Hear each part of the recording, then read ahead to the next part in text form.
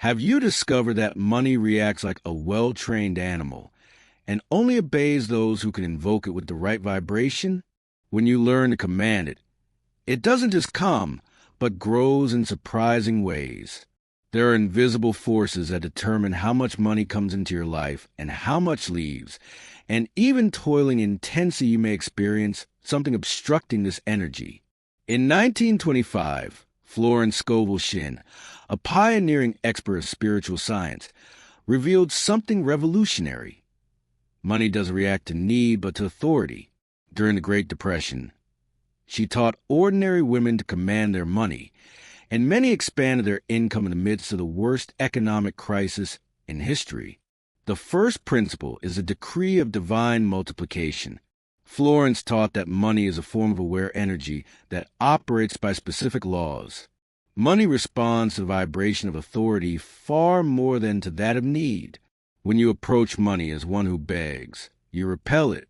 When you engage with it as one who commands, you attract it. Money operates like a well-trained soldier. If the commander falters, the soldier doesn't act. But when the order is precise and resolute, money moves. In New York, Florence taught her students to command more. Each morning, facing the mirror, they would position themselves upright, take deep breaths, and proclaim, "Divine money, I command you to expand in my life now. You stream toward me from all possible directions because I am an ideal vessel of infinite abundance." The key was in the energy behind the command, which needed to ring out as an irrevocable decree. Another vital component is mending the relationship with money. Florence said that money has emotional memory, and that our energy toward it creates imprints that determine whether it comes near or withdraws. If for years you've spoken of money through fear, resentment, or guilt, it's as if you've chased off an expected guest. Most people have been invoking money with the voice of poverty and guilt. Before commanding your money, Florence taught harmonizing with it. In silence, her students would say, "Dear money, pardon me for having seen you as my enemy. Today I acknowledge that you are divine energy desiring to flow itself through me.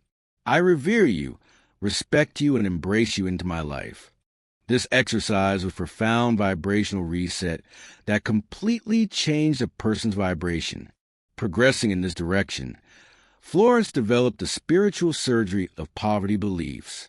Beliefs about money are like invisible roots that dictate how much your prosperity can grow. You can toil diligently, but if the roots are corrupted, the tree will never yield abundant fruit. No one is born with scarcity beliefs. We adopt them from family conversations and childhood stories. Phrases like "money is dirty" or "to earn money you must suffer" install themselves in the mind as internal laws.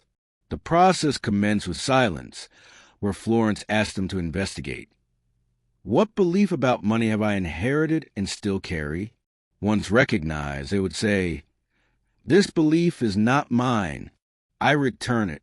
My mind turns clean and open to receive the divine truth about abundance."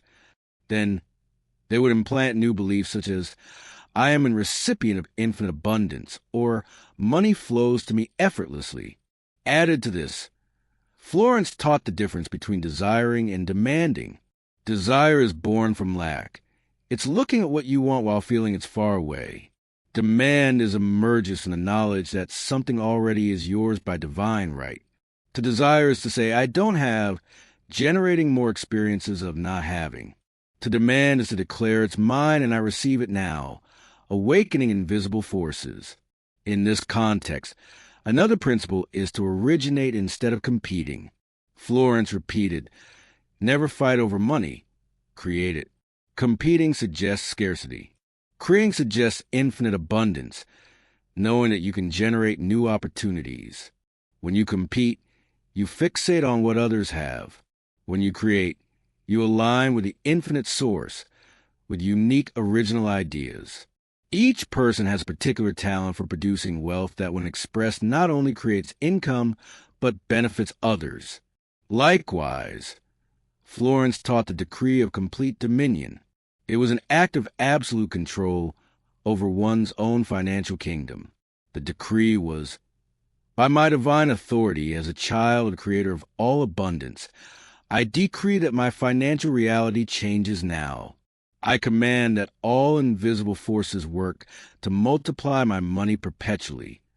The key lies in understanding that the power to transform is already within you, and upon voicing it, the universe shifts to obey. Moreover, Florence taught the spiritual plan of your abundance. The universe needs clear instructions. It was about defining how much, how, when, and for what you would receive. Her students devoted a daily moment to answer, how much money do I want? From what sources? How do I want to feel when receiving it? The more details, the easier for the universe to create. The design must be developed from a consciousness of shared abundance. With this in mind, the last step is to maintain prosperous consciousness. Activating abundance is the first part. Mastery lies in maintaining it. Maintaining requires daily attention, sustaining the internal state that summons it. This state is built from gratitude, certainty, and openness to receive. A key principle is to open each day with anticipatory gratitude, not only for what you already have, but for the abundance coming. When you express gratitude in advance, you give the universe a signal that you've already received. Another practice was to mentally sanctify all money seen circulating, preventing envy from polluting your vibration. It's worth noting that generous contributing was essential. It was about backing causes that expanded abundance in the world.